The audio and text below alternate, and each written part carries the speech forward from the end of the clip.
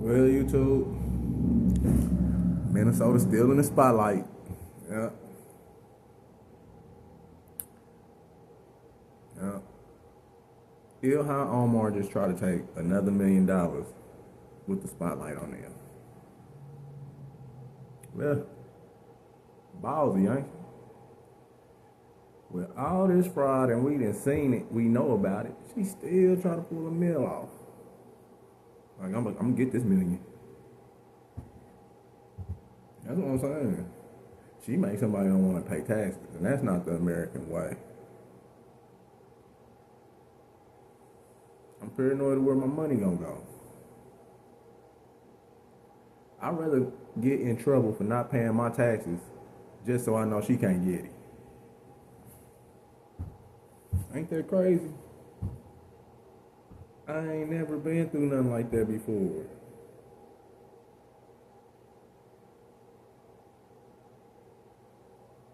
How do you got me as an American citizen paranoid to pay my damn taxes because I don't want you to get it and send it off to yours, to your people and shit? That's the whole reason I filed exempt. I'm like,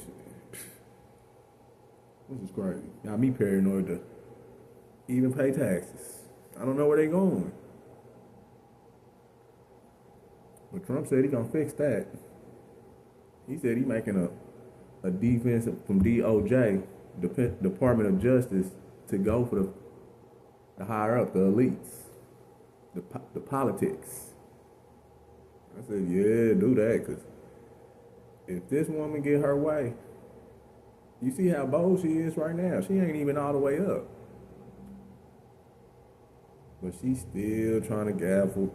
She just tried to get $1 million in the midst of all this. Look at this. And shouts out to Charles Forte 2.0. I most definitely watch him. He be knowing what's going on. But look at this. Somebody look at this. Just got exposed by Elon Musk and the chair of the Senate Doge Committee. At the same time, radical activists are obstructing ICE agents fueled by the demonizing and dangerous rhetoric from Omar and the Democrat Party. Omar believed she could quietly slip a cool million in taxpayer dollars toward her Somali friends, and no one would notice. But this time it didn't go as planned. As always, smash that thumbs up button. Let me know you love the video. Subscribe to the channel for more and share this video. That way more people see what's really going on. But first, here's President Trump announcing that the Trump administration will be creating a new division within the DOJ, a legal strike force aimed at prosecuting and imprisoning political or public officials connected to fraud. Take a listen. Last week we announced that I'm creating a brand new division at the Department of Justice, a legal strike force led by a really tough, smart new Attorney General for fraud. He's a fantastic young guy. He's so passionate to do this properly. We intend to imprison any fraudster, politician, or public official involved in these sick plots to loot and pillage our country. Think of that Ilham Omar. But think of it, she comes from a country with nothing, and she comes here and she tells us about our Constitution. I have a constitutional right to rip off the country. I guess she's a total scam artist. Anybody knows. How do you let her get away with it? AOC plus 3. She was one of the 3. Yes, and that's the only way you're going to be able to end fraud on that level, is by having political or public officials who are associated with, who are connected to the fraud, who allow it, who participate in it, have them suffer the consequences of their actions. And as the president mentioned, they just might start with Ilham Omar because with the massive amount of fraud taking place in Minnesota, Ilham Omar, though she can continue doing business as usual. That's why in a bill she attempted to sneak $1 million spending package for a Somali nonprofit into the legislation. Take a listen. I want to talk about fraud in Minnesota. I believe you've uncovered something new. You are the chair of the Senate Doge Committee. What have you uncovered? Yes, absolutely, Stuart. There is a ton of fraud in Minnesota and many other states.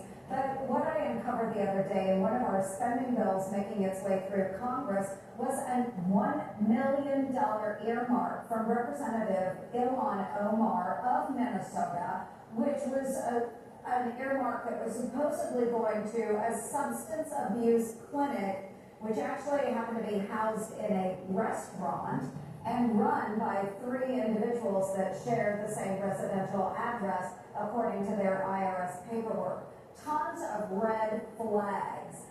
So this is what we saw with the fraud involving the daycare centers. Now we see other earmarks coming directly from members of Congress where it seems fraud is being perpetrated as well. So I raised the issue, and fortunately, the House has now stripped that earmark out of that spending bill. But again, this is how easy money has been flowing to bad actors in Minnesota.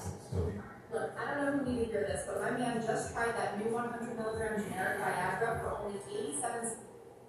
And this is what makes the situation so striking. Great. Even with all eyes on Minnesota, Ilham Omar still appeared to operate as if business could continue as usual. She believed she could steer taxpayer dollars towards a nonprofit run by her friends Abdurrahman Wassani and Kadur Abi without drawing attention. Now, Democrats rebranded earmarks, which were banned under Republican leadership for more than a decade in 2021, as community project funding. And in a post Elon Musk posted on X, he explained this has been happening for years. That's what I'm saying, man. It's almost impossible how she doing this. And she's still trying. I am so sick of this woman. I am so sick of this woman. And she's still trying. And then be on camera smiling in your face. Look, they had an interview with her and everything. You should see what she said. I'm just sick and tired of her. I'm sick and tired of her. Look what she said. Look at this. Mo, take a listen. Right now, is a lot of heat on your state. Treasury Secretary Bassett called Minnesota ground zero for what may be the most egregious welfare scam in our nation's history to date. 85 of the 98 people who were charged by the Justice Department with this welfare scheme are Somali. And you know this, the Treasury Secretary is probing whether any of the money was somehow funneled outside the country. He actually issued new standards. He's going to make it someone disclose that they receive public assistance when they try to wire money out of the country, and he's lowered the bar for suspicious activity. What is the practical impact of doing that in the community? It's just creating fear. What they are doing is creating confusion, chaos, trying to intimidate people from being able to exercise their regular, normal activities that they would. There is no justification in any of the things that they say. Yeah, except there is justification. She do it every time. She do it every time. Somebody need to take Ilham Omar to prison, and when she get out, give us that money back and deport her, man.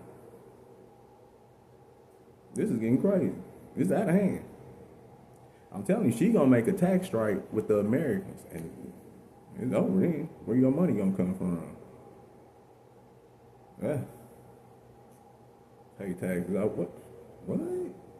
So y'all want me to pay that so they can send it out. Talking about regular stuff. So it's regular to be sending millions of dollars on a plane flight. Yeah. They called one woman, she had like $1 million on her. They was like, we had to stop this bag. She was like, I'm just taking this to my peoples. $1 million? Come on, man. You're not gonna do this. Y'all big wildin', man. Taking all the money, huh? But don't worry about it. We own her. We gonna get her out. Shouts out to my people, man. Stand down. This is not our fight, but we most definitely getting rid of her ass. So make sure you like, subscribe, and share for more to come.